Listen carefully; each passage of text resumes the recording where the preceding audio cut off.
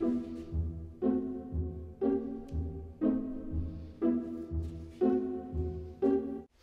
à tous, j'espère que vous allez bien. On se retrouve aujourd'hui pour une nouvelle vidéo consacrée à la danse. Et aujourd'hui, je vais vous donner 10 conseils pour essayer de progresser au mieux et au plus vite. Vous allez commencer la danse et vous allez très vite progresser. À un moment donné, vous allez forcément stagner un petit peu. Et ça devient très frustrant. Parce que vous avez l'impression de faire des efforts et d'être régulier, d'être assidu. Et en fait, toujours cette impression de stagner. Je suis passée par là et moi je vais vous donner quelques conseils qui m'ont aidé à passer le cap et à ne plus stagner en danse et à progresser au fur et à mesure. Et ça a plutôt marché pour moi, donc je pense qu'il n'y a pas de raison, ça peut fonctionner pour vous également. Mon premier conseil, c'est vraiment de savoir pourquoi vous allez à votre cours de danse et d'être vraiment motivé par la danse. Il y a certaines personnes qui viennent un petit peu en touriste au cours de danse et qui ne progressent pas, tout simplement parce que on a l'impression qu'elles viennent une fois de temps en temps, qu'elles sont pas très concentrées pendant le cours, qu'elles sont un petit peu là comme ça en fait.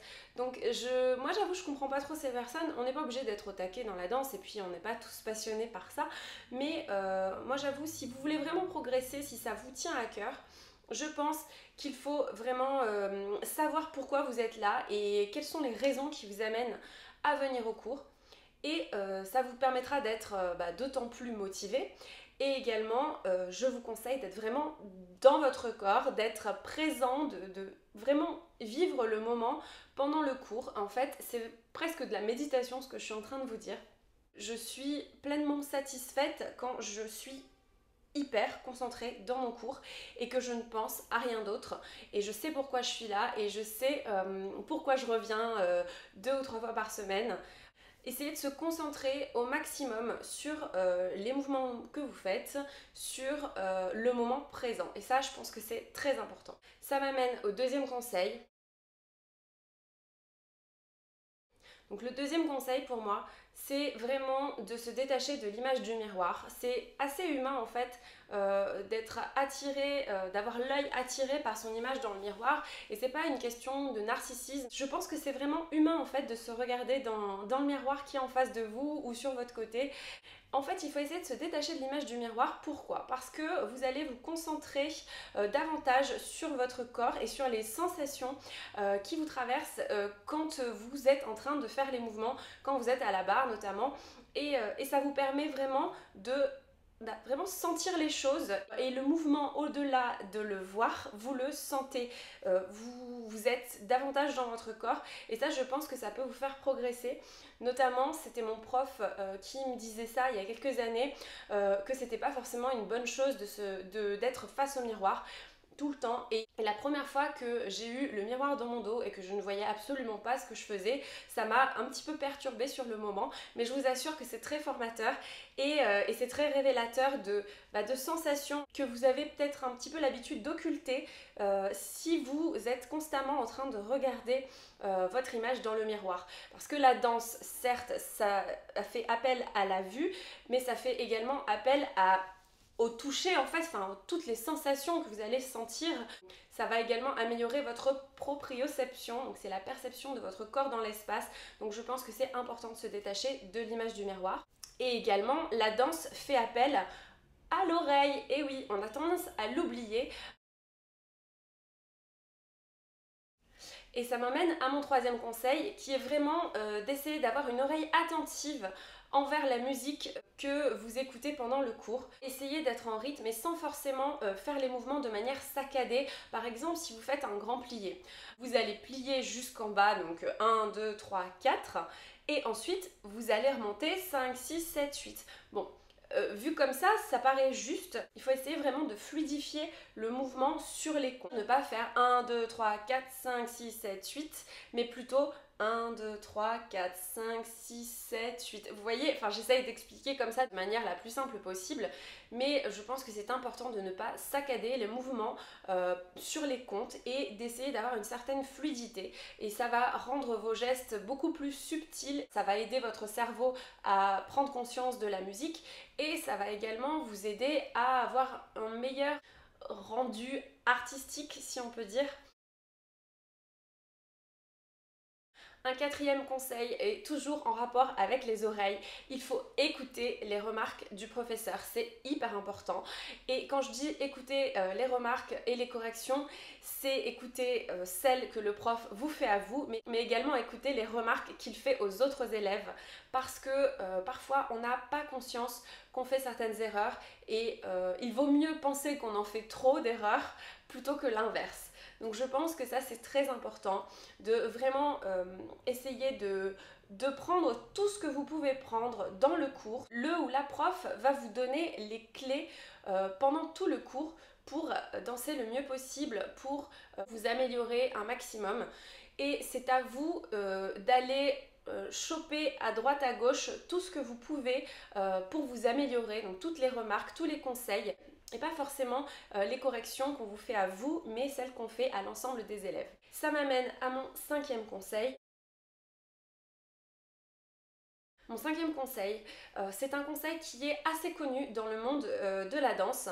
C'est vraiment de noter toutes les corrections que le prof vous fait pendant le cours. Faites-vous un petit carnet où vous prenez des notes à la fin de chaque cours. Une fois que vous êtes rentré chez vous, que vous avez pris votre douche, que vous êtes posé, essayez de vous rappeler les conseils et les corrections que les profs vous ont donné et de les noter. Déjà, ça va faire travailler un petit peu votre mémoire.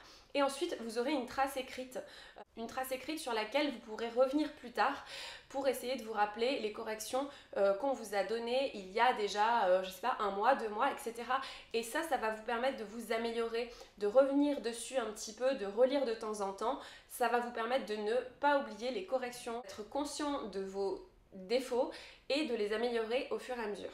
Par exemple, dans mon carnet, moi j'ai noté ce qu'était l'alignement postural. Le fait de l'écrire, ça permet vraiment au cerveau de l'assimiler. Vous pouvez également écrire quelques exercices à la barre ou par exemple un adage si vous voulez vous en rappeler pour essayer de vous entraîner un petit peu à la maison. Ça peut être bénéfique aussi. Ça peut paraître un petit peu scolaire comme ça, mais je vous assure que c'est très efficace.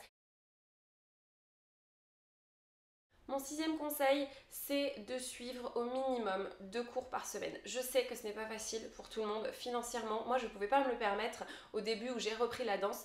Pendant 2 ou 3 ans, d'ailleurs, je faisais qu'un seul cours par semaine et croyez-moi, c'était assez frustrant. Suivre 2 cours dans la semaine au minimum, c'est vraiment un gage de réussite parce que ça va vous permettre d'être régulier dans les cours. Votre corps, entre 2 cours, il va assimiler les choses et ça, c'est au sein d'une même semaine. Donc, je pense que c'est assez important pour gagner en efficacité au niveau de la progression. Moi malheureusement je pouvais faire ça qu'une fois par semaine, donc il y a quand même 6-7 jours qui se passaient entre 2 cours, donc c'est vrai qu'on a le temps d'oublier. Le corps a le temps de se relâcher, a le temps de perdre un petit peu de la progression. 2 cours par semaine, c'est vraiment l'idéal, voire 3. Mais bon, après c'est bien sûr votre porte-monnaie et votre emploi du temps qui en décideront.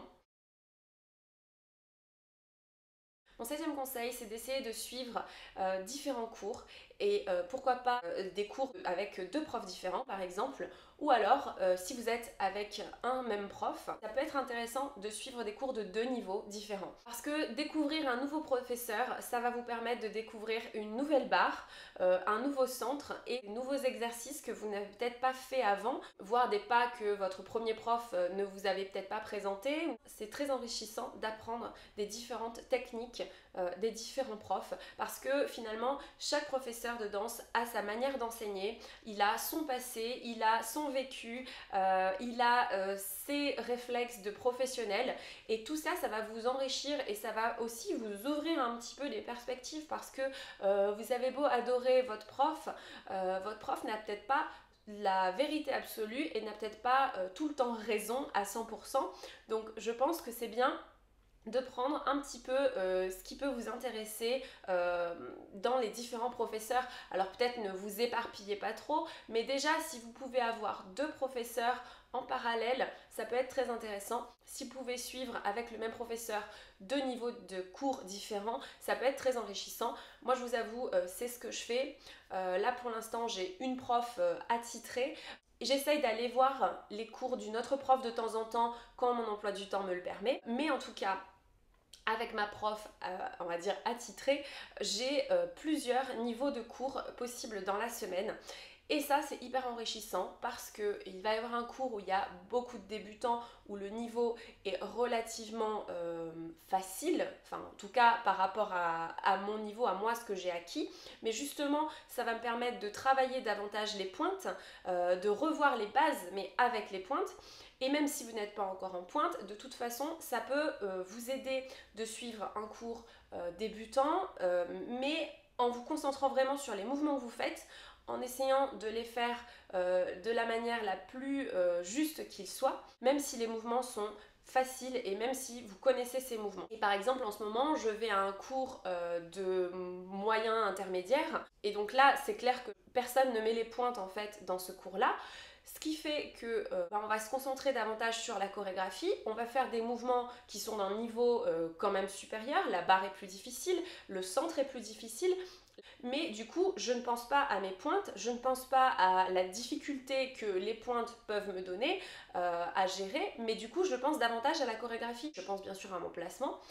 Quand vous avez un niveau un petit peu moyen, intermédiaire comme moi, que vous n'êtes plus trop débutant mais vous n'êtes pas encore avancé, ça vous permet de vous concentrer sur différents niveaux et de certes bien gérer dans un des cours et dans l'autre cours de peiner un petit peu plus, mais en même temps ça va vous tirer vers le haut et puis il va y avoir des avancées qui vont être juste super douées, qui vont aussi vous motiver à gravir des échelons et ça vous pousse vers le haut. Et si en plus vous pouvez prendre un cours de barre au sol classique par semaine ou une fois toutes les 2 semaines, c'est vraiment un bénéfice parce que la barre au sol, ça permet vraiment de vous assouplir, mais de la meilleure manière qui soit, c'est-à-dire ce sont des stretches dynamiques.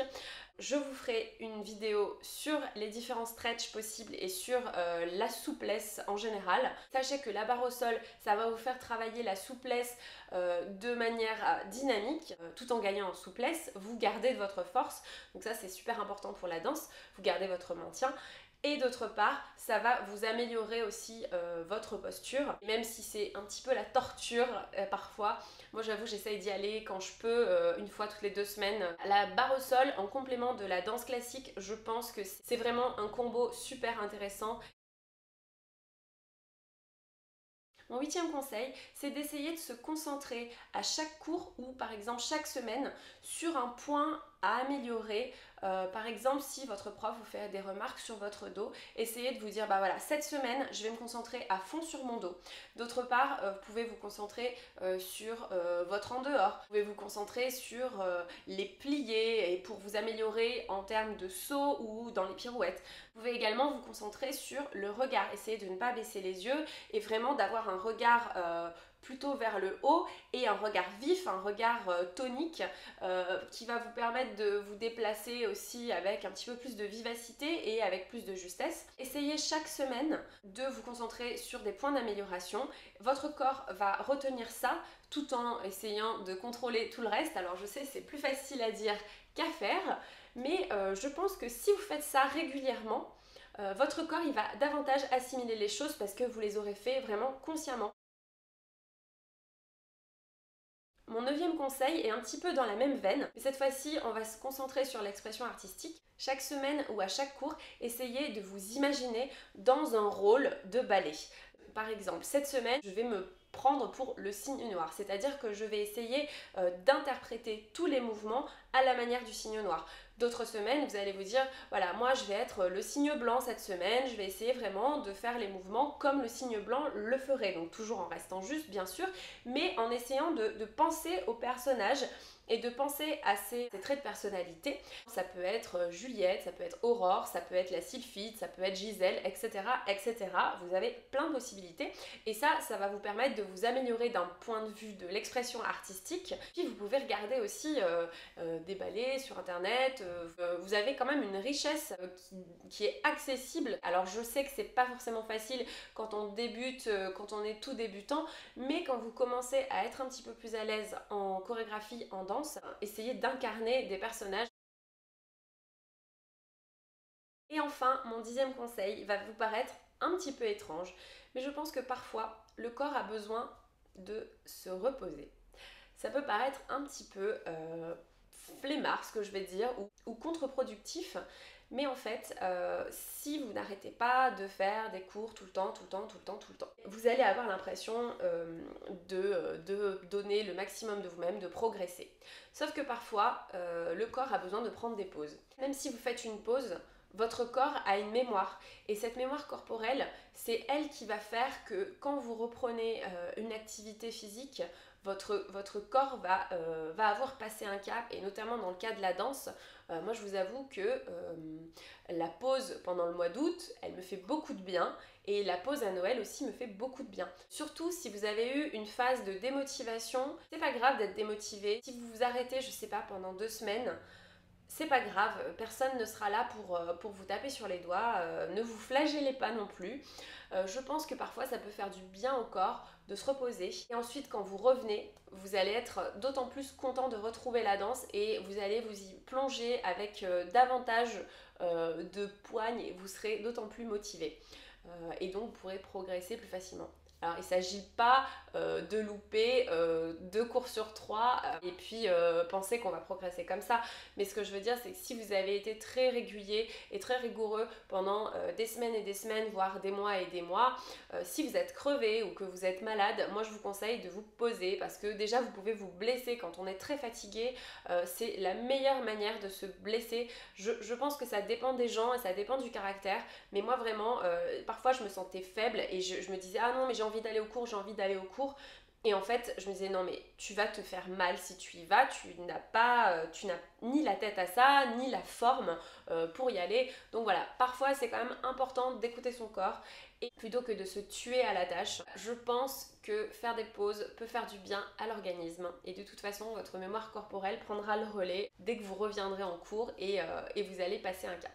Donc voilà, c'est fini pour les 10 conseils que j'avais à vous donner pour progresser en danse.